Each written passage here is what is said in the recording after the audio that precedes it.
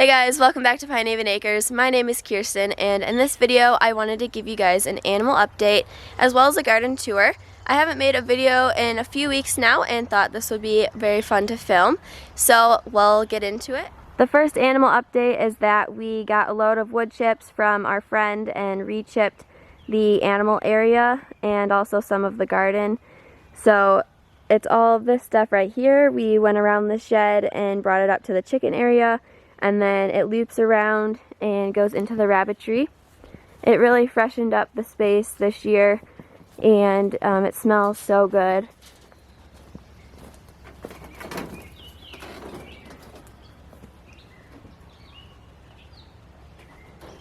So that's what the rabbitry looks like right now.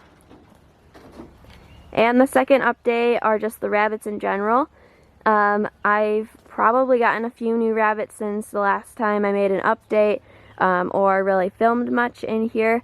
So I thought I should just go throughout the rabbitry and introduce you to all the rabbits and then all of the baby bunnies. We'll start in here in the carport. In this stacker cage we have junior New Zealands, a buck and a doe, and these ones were from our last New Zealand litter. They are broken reds, and I will be growing them out to show at the fair next week. We do 2 fairs for our 4-H club, and the first one is next week. So I'm prepping all of the rabbits and all my supplies this week just to get everything ready. So these 2 will be shown there. And then I have my new cream d'argent buck from 00 Rabbitry that I got from Cream Nationals. And his first litter here, at least, was born just a few days ago, actually. And then coming down here, we have a little senior doe, cream d'argent. And in this stacker cage, I have 3 junior silver foxes that I'll be bringing to the fair, 2 does and a buck.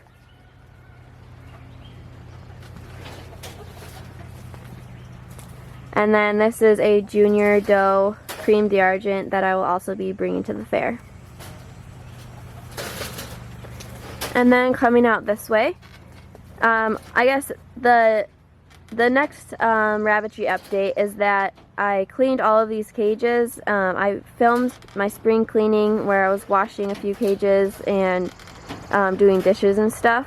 But I completed that and I cleaned the rest of the cages, and I also rearranged rabbits. So this is now my silver fox, black silver fox buck hutch. This is the oldest hutch that I have, and if you raise rabbits, you know that the bucks are usually very messy with their urine. So I stuck them in the oldest cage just so that they don't ruin my newer cages.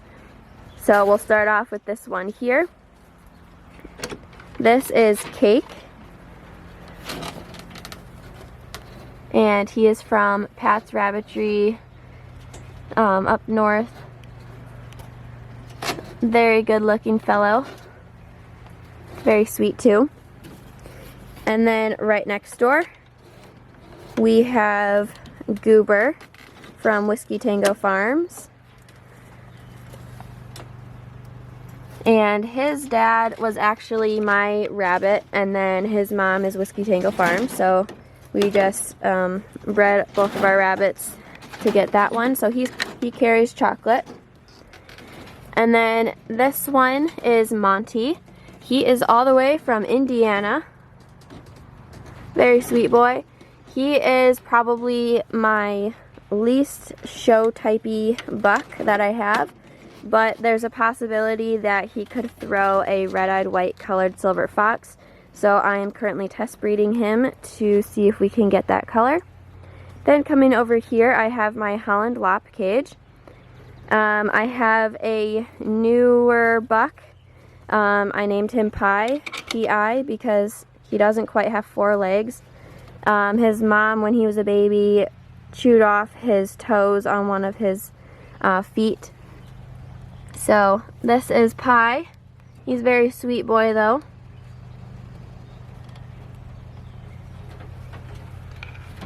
And he is my new herd buck.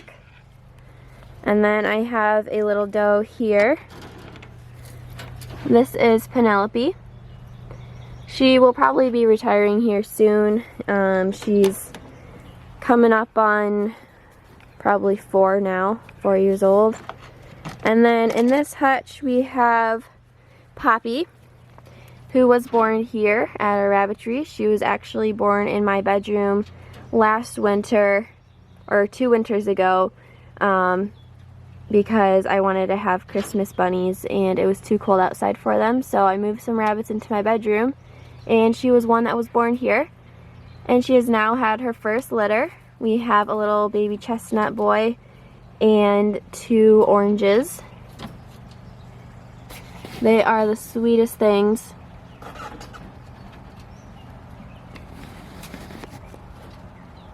And those will be for sale on our website July 22nd, so be sure to check that out. I'll leave a link in the comments.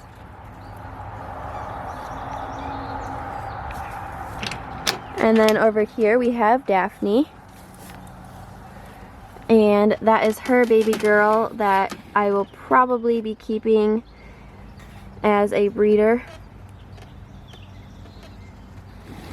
She's a broken opal and it's super pretty.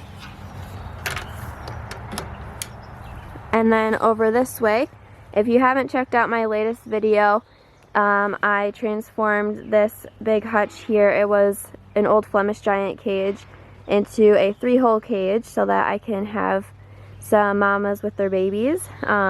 This whole hutch is just under 4 feet by 8 feet. So they have quite spacious cages here now. So in this hutch we have a silver fox litter. This doe is Grand's GBD3, and she has 6 babies with her. They're all black. And then in this hutch we have a chocolate doe. She is from Collins Rabbitry, and she had all black babies. I'll open up the cages actually so you guys can see. These guys are cute too.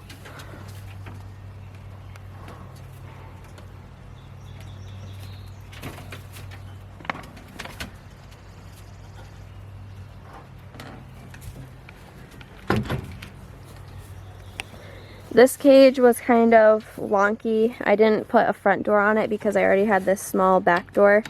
When I had Flemish Giants in here, they would always sneak to this corner and I couldn't reach them from the main front door. But here are GBD3's babies.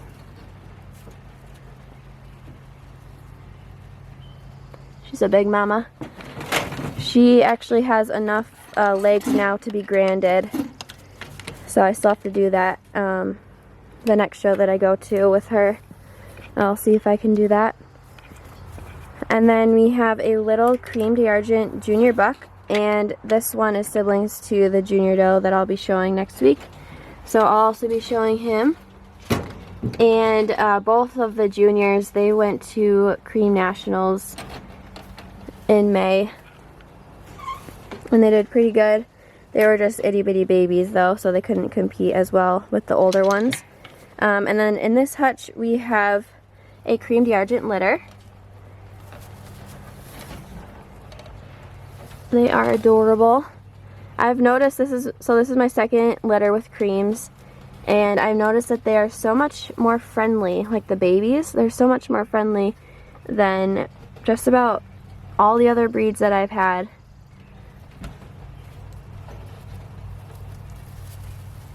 So those are the cream d'argents. And then coming over here, we've got a senior silver fox doe. She's black.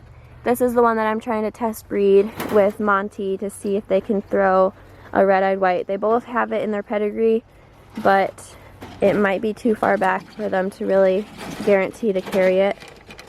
But we'll try anyway. And then in this hutch we have my broken red New Zealand buck, senior buck. This is the dad to the juniors that I'm showing.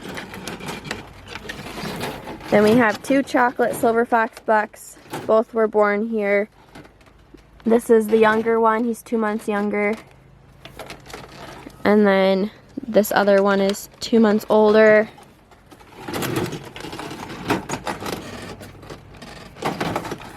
And this guy here is the dad to the 3 junior silver fox in the carport. And then last but not least, we have our now nursery cage pretty much. So this is where all the bunnies have their babies. We currently have 4 litters in this hutch. We have a chocolate silver fox doe here, and she had a couple black and a couple chocolate. She pulled out a lot of fur. And here they are. They're still really little. They were only born a couple days ago. And then this is my red New Zealand doe. She had a couple broken and a couple solid. They're way back there.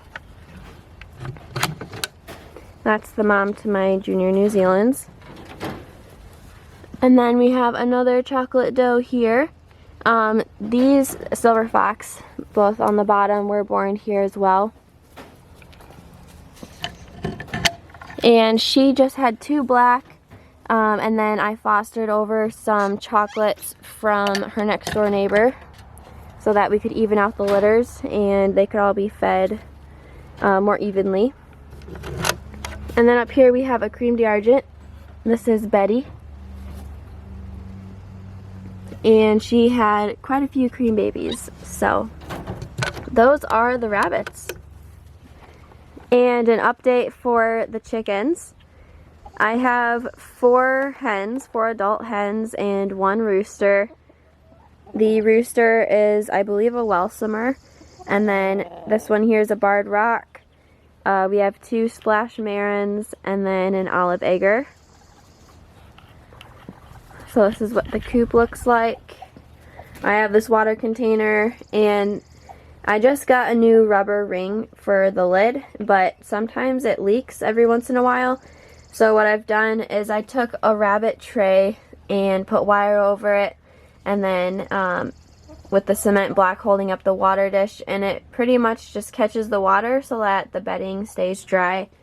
And speaking of bedding, I usually just use pine shavings. But since we had the wood chip delivery, I've been mixing that in so that I don't have to pay as much for the bedding in here. And that's been working out really well.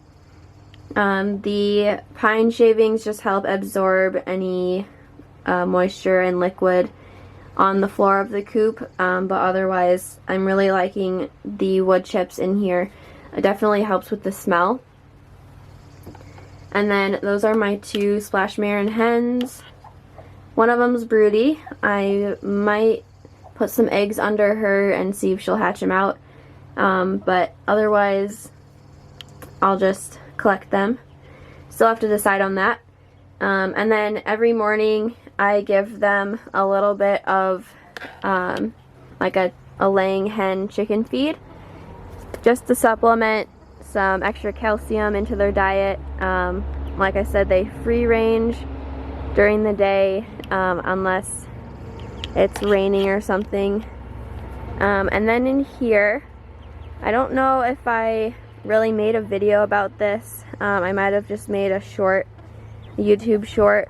But I had some younger chickens that I hatched out. I did 2 batches in the incubator, and I ended up keeping 5 from the first batch and then 2 from the second batch. So I've been keeping them in here, separated from the older ones, because the older ones pick on them. And when I free range all of the chickens, they all go out together. So they interact with each other, and they're kind of getting along when they're out in the open. But I want to mix the flocks in very slowly. So this is pretty much the nighttime home for these younger hens. Their parents are the older ones, but our older hens are very territorial about their coop, so we're just gonna go slow on that. As these guys get bigger, they get picked on less, and also they get to know the older hens, so we are on the right track with that. And they also get a supplemented feed, but they mostly free range and find their own food.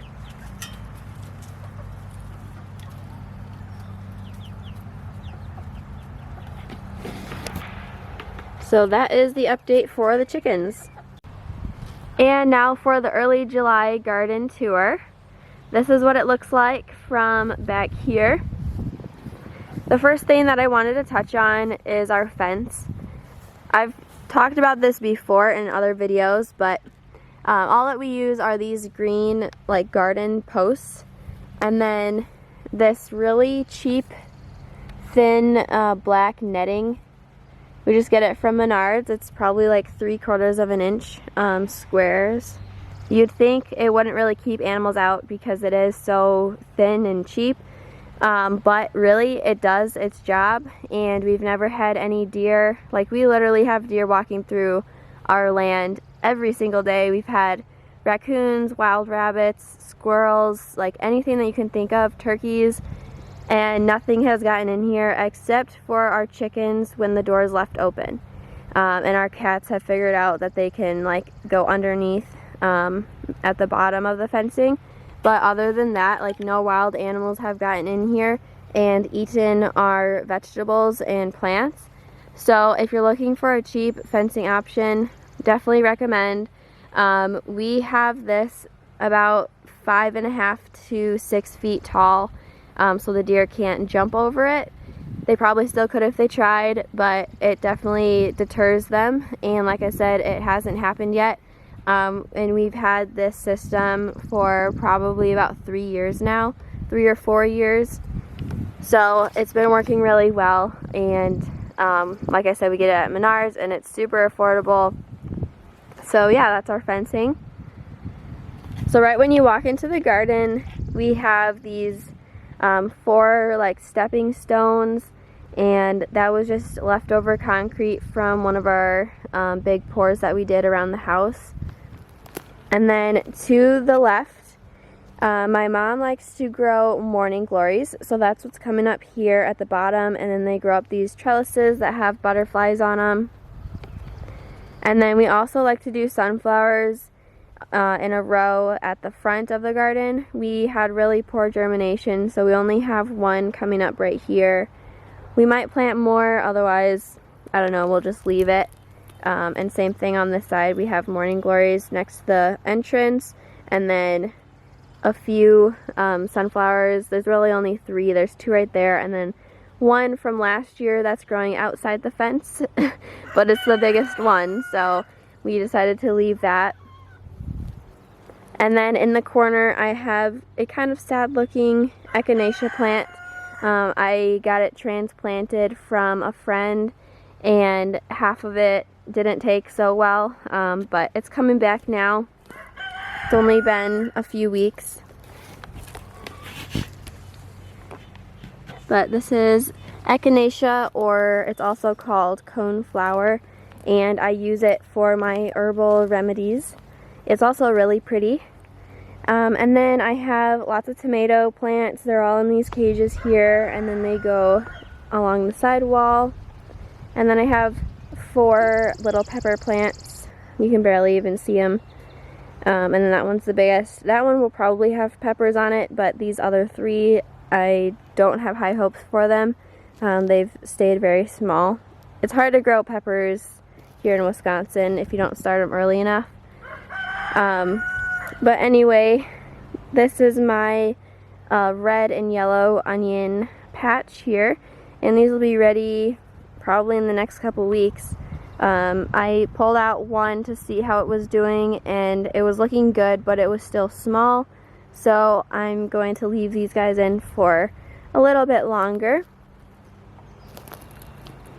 And then coming over here, you can see along this bed there are also onions, but they have all bolted, and they were from last year. So I'll be saving the seeds from these guys.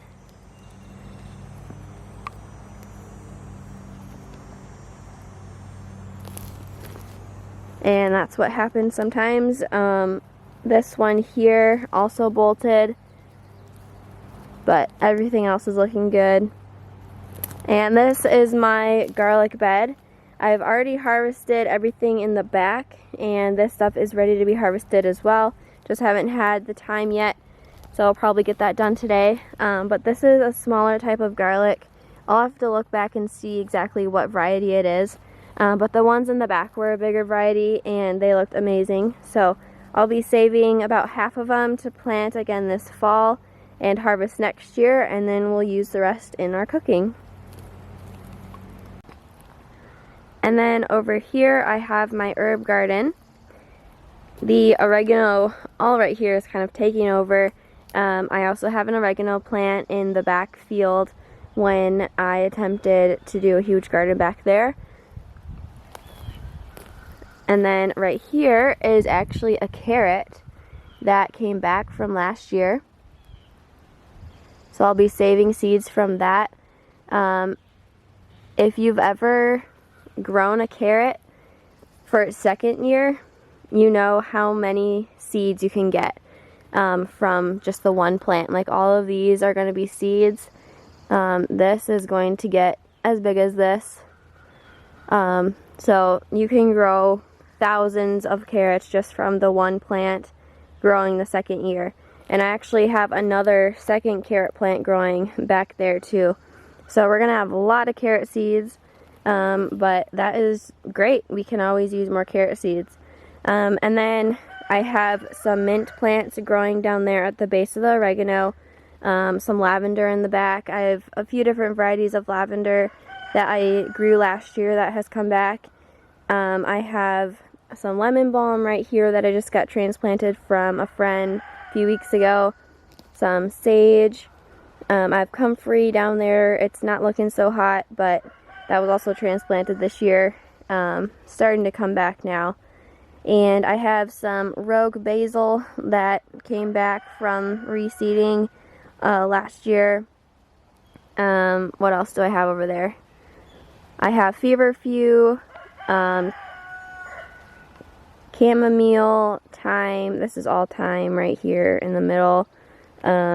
This is chives, and I'm probably missing some stuff, but a lot of different stuff in here. I really need to have another herb garden to expand so I can have more of everything that's in here.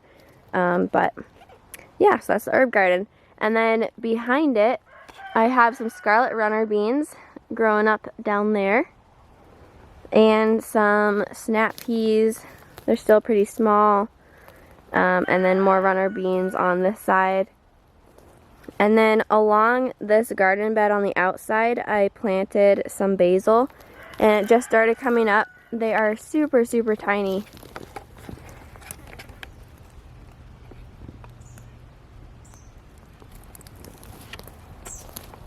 And then to the right of that garden is my sister's flower bed. She hasn't done much with it this year. She just had this plant come back from last year, and I think she planted some stuff around here. But not much going on there. And then this is my mom's garden bed. She planted a bunch of carrots that I don't think have come up yet, all in this area. All that little stuff are weeds. And then these are all beans. And this is a sunflower that just decided to grow there. So we have a random sunflower in that bed. And then back there is another carrot that is in its second year and is going to seed. And then coming down the path again, but on the right side this time, we have some rows of carrots. They're very small. You can barely even see them. And back there, this is plantain that we just decided to leave. Some people think it's a weed, but it has medicinal purposes and uses. And there's also more onions that were from last year that are going to seed. And then over here we have some beans. all in that row, and some peas right here. All of these little circles are vine stuff, so there's squashes, there's cucumbers, zucchini, all of that kind of stuff. And we are growing pumpkins this year. We just planted them not in the garden so that they could spread out more. And then in the back here we did 4 rows of corn and had very poor germination on this. I need to come back and seed more as soon as possible.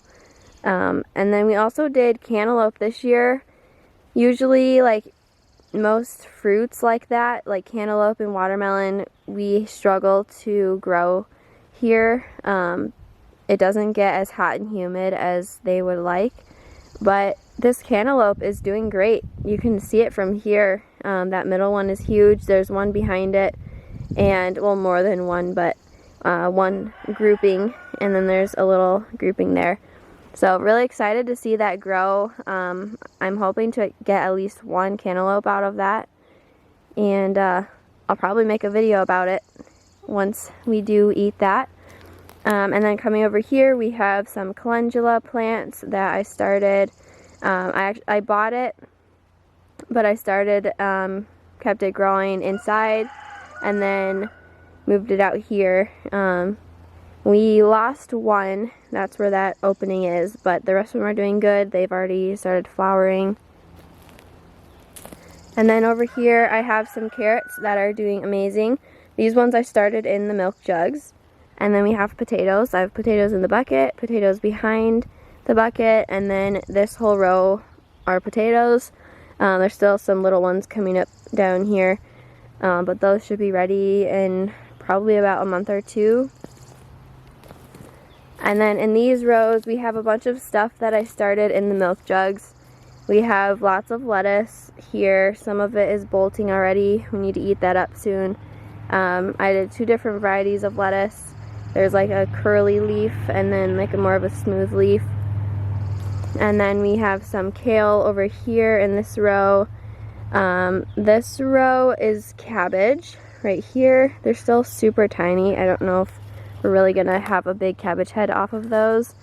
And then I had Swiss chard right here that all bolted and died off. This back here, that is purple cauliflower right here. And then all of this is broccoli. And same thing with those. It's gotten so hot now, I don't know if we're really gonna get any produce off of those. But we'll see. We might.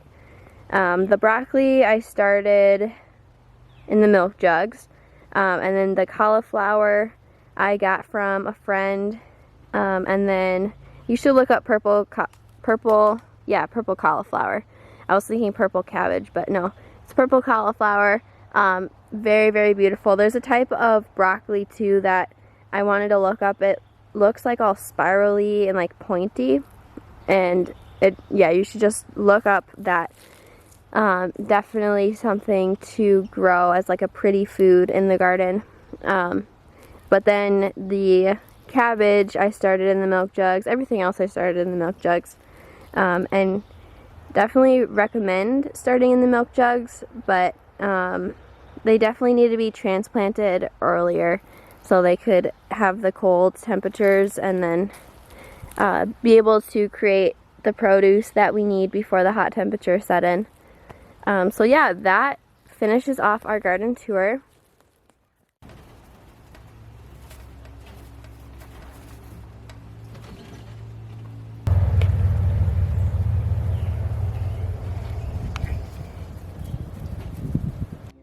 Thank you guys so much for watching. We'll see you in the next one.